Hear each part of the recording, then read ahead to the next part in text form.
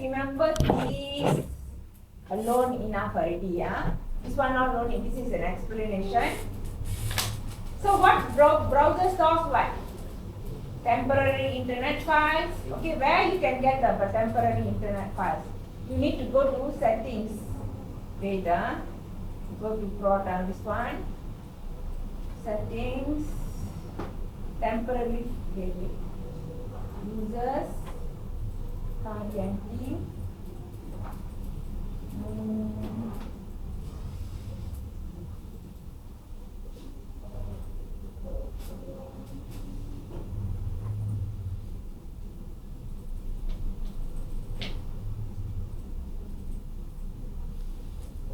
It looks something like this, temporary. It will come under TEM, that is temporary files, cookies, and then I showed you the some history of the website, and then the address bar, okay, and then the saved website. Okay, now let us go to the next question. Okay, what is autofill?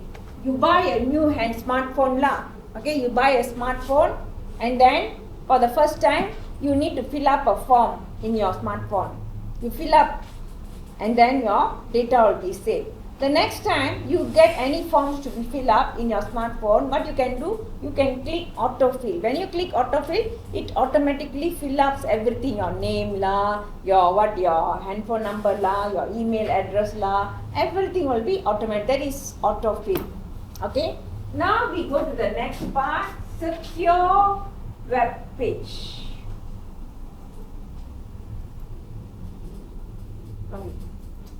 Okay.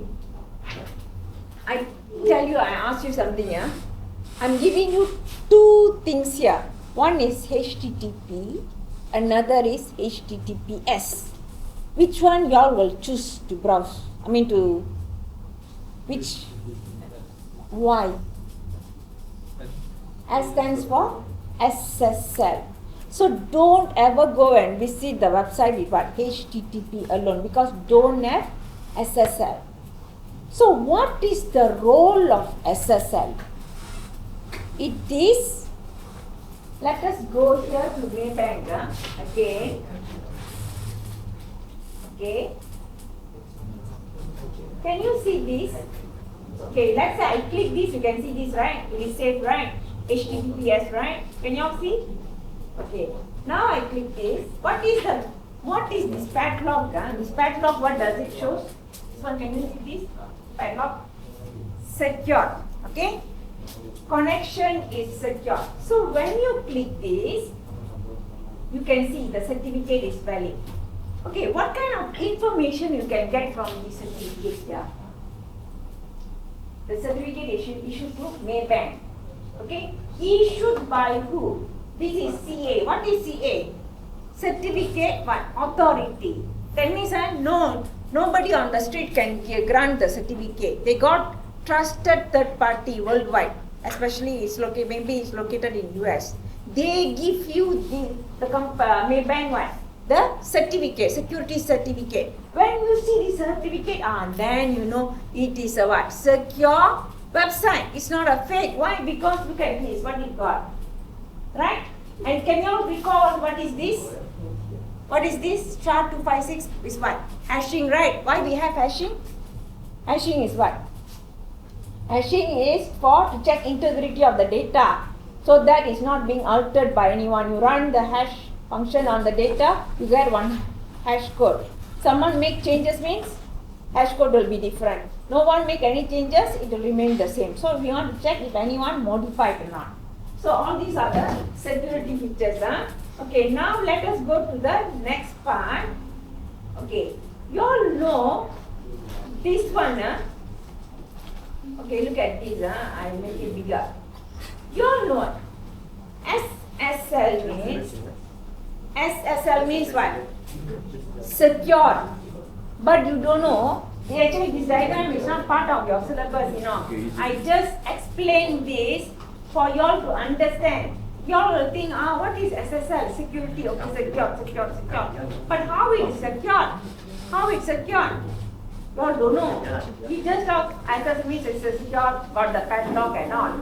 But I'm not telling you to memorize this diagram because this is not meant for your, this is out of your syllabus. It's just for your additional understanding how it works. Okay, now please don't talk when I talk. Okay, this is client. This is you with your browser, Google Chrome. Okay, this is your attempt to access Maybank web application, which is stored at their server, web server. Okay, who initiates the communication? You. You are the one opening your browser, right? So when you open your browser, what it happen is your browser will send client hello to the Maybank server, web server. What client hello consists of? A list of all the encryption, all the securities I suit, encryption, AES la, this one la, DES la, all the public key encryption la, RSA, all the thing. And then for hashing you have SHA-256, MD5, and then for key exchange, DP element, all the cyber security stuff, what technology la. So this server Maybank will respond with server hello. So what is server hello? It is telling, okay, for encryption, I want to choose AES. Okay, for hashing, I want SHA-256. For key exchange, I want Diffie-Hellman, Cybersecurity lah, to make the communication secure. So they agree already.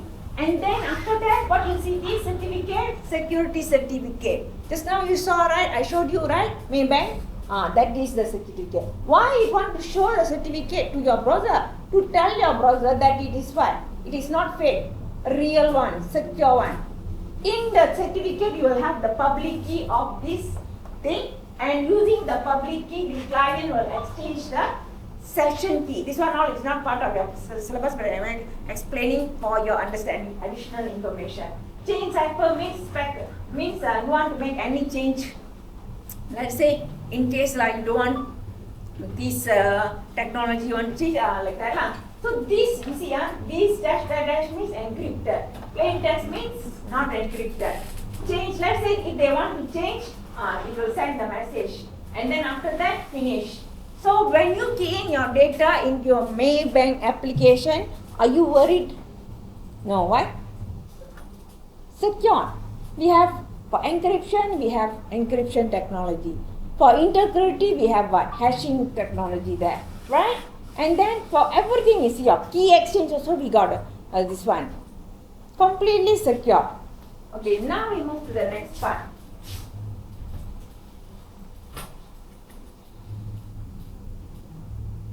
Okay, farming.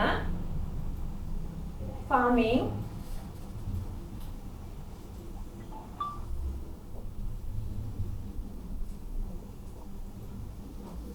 Okay, I want you to look at this diagram first.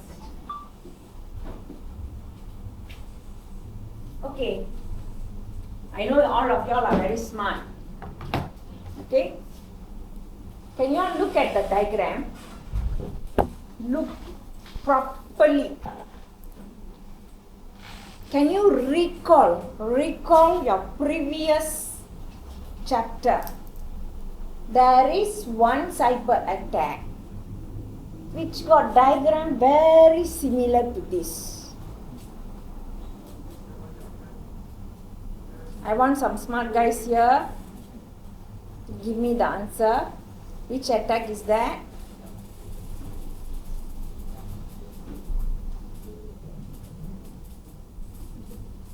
Okay, you all know, right, what is DNS, right?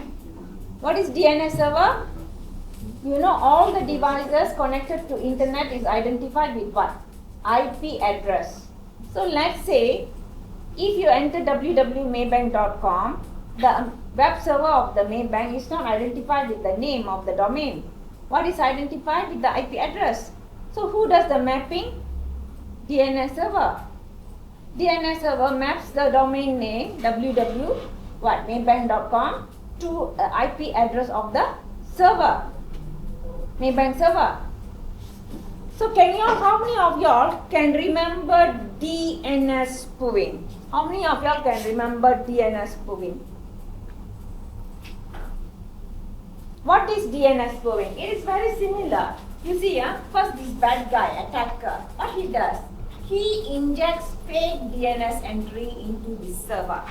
And now you want to access the real website. But unfortunately, because of this bad guy, you are being led to the fake website. So this is very similar to what? DNS spoofing. Now, why now here they give you the name farming attack if it's so similar to DNS spoofing? There is a difference. For DNS spoofing, the guy inject fake at this one, right? So this, for DNS spoofing, they target what? Everyone. Whomever want to visit this real website will be get like the fake website. But farming, they target individuals. They send a selected peoples in, and then they send the direct the malware to those people's machine. So that particular person get the malware. It is in their machine already. So what will the malware will do? It will infect the victim's computer, and then with the malware, only those people, those with the malware, infected with the malware, will be having this farming problem. Other than that, no. That is the difference. So I already put here, and look at this, the difference. Can you see this?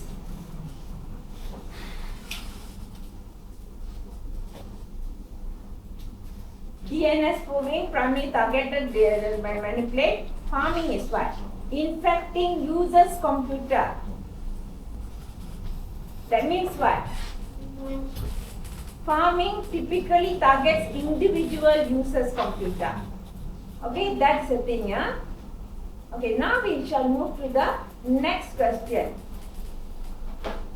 What are the safety measures? What are the safety measures? Okay, now the problem is, you all know, we have farming attack line and all this. How would you differentiate? This is a fake website, fake Tipu website, and this is the real one. So what are the measures? First is content quality. What they meant by content quality? What they meant by content quality? Let's say you get a website, got a lot of grammar errors, got a lot of spelling errors. Something is wrong here, right? And then currency. You get a website was created 5 years back. Normally, if it's a real website, it will be active. I mean, there will be the latest date, like 2025 will be there. Something, they will include the latest things there. Okay? Next is valid URL. How would you know the URL is valid? You can, what? Go to Google, check the company's official website. Then you will see one letter is missing or added. Then you know it's a what? Fake website, right? Next, you have company and owner information. Okay, let's say it was a real professional website. It will show everything, the companies, how the machine works. Okay, let's say it's an IT company, they will put the pictures of the server, and then they will put the pictures of the building, the address, everything will be there. All the information will be there. But let's say it's a fake website, they don't know what to put because they don't even exist, right? So they blindly put some dummy stuff, it doesn't exist. Okay, all cheating one. And then owner information. If it's a real website, they will have the information about the owner. What is his background, what is, all the board of the directors, their qualifications and all. If it's a fake, they simply put one white guy's picture and then the name, don't know what to put then. It's fake one, right? Okay, next you have check for security certificate. Just now main bank, what I showed you all. What was that? What was that just now I showed you all? Security certificate. Would you do that? Click the padlock and you see the connection is secure, and you click that, you can see the certificate, right? Check it exists or not. If there is no certificate, that means you know it is a fake website. Okay? No security certificate. Huh? Next, validate domain owner. How can you validate the domain owner? How can you know that actually this person is the domain owner? Okay? What you can do is, there are many websites, you know, to check validate domain owner. We can use this whois.com to look for who is the domain owner. Next, you have security tools. There are many online security tools for you to check whether the website is fake or not. Okay? You can even install in your computer to check the website is fake or not. That kind of tools. Lastly is look for privacy policy. What is privacy policy? Every company, okay, established company, they will have privacy policy at their website. If they don't have, that means hanky-panky already, something. Okay, you can start doing your answering the